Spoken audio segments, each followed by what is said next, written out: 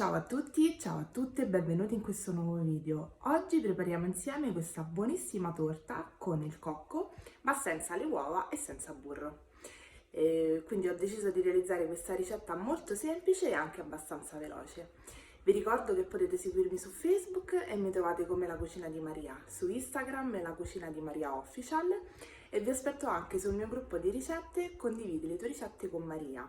Anche qui abbiamo una novità perché abbiamo aperto comunque un canale Telegram dove vi invito ad iscrivervi e dove io posto le mie ricette che preparo. Mi raccomando, attivate la campanellina per non perdere tutti quanti i video e ci vediamo al prossimo.